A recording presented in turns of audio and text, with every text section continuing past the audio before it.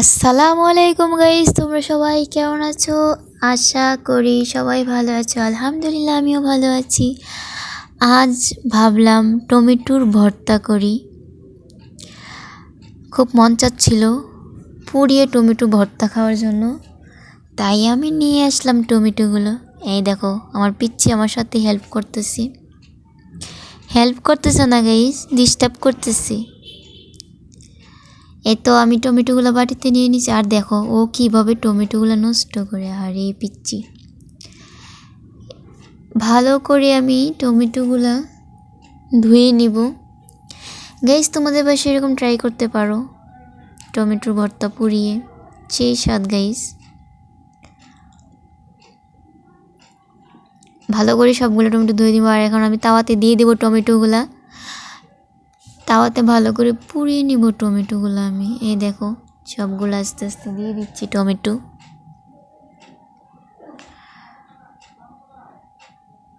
ঢাকনা দিয়ে দিব গাইস, ভালো করে টমেটোগুলো সিদ্ধ হওয়ার জন্য। গাইস তোমাদের বাসায় এরকম ট্রাই করতে পারো।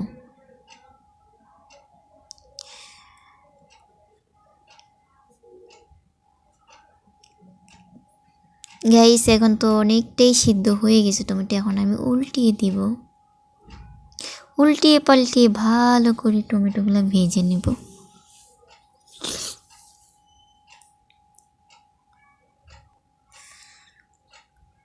গাইস আমার ভিডিওটা যদি ভালো লাগে তোমাদের অবশ্যই লাইক কমেন্ট শেয়ার করবে, আর সাবস্ক্রাইব করতে ভুলবে না গাইস।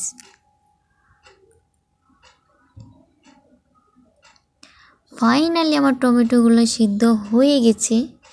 এখন আমি নিয়ে নিব ধনিয়া পাতা কুচি, পেঁয়াজ কুচি। ভালো করে টমেটোগুলো হাত দিয়ে চিটকে নিব। এখন নিয়ে নিব শুকনো মরিচ আর লবণ। ভালো করে শুকনো মরিচগুলো চিটকে নিব, বুঝছো গাইস। পেঁয়াজ কুচি দিয়ে দিব।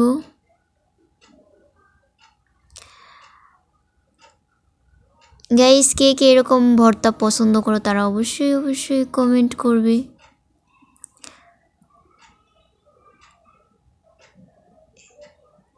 এখন দিয়ে দিব ধনিয়া পাতা। ভালো করে মেখে নিব ভর্তাগুলো আমি।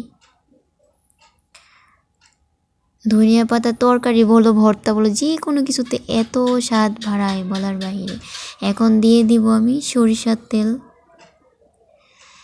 এই পর্যন্তই গাইস, আল্লাহ হাফিজ, সবাই ভালো থাকবে। নেক্সট টাইম তোমরা কি ভিডিও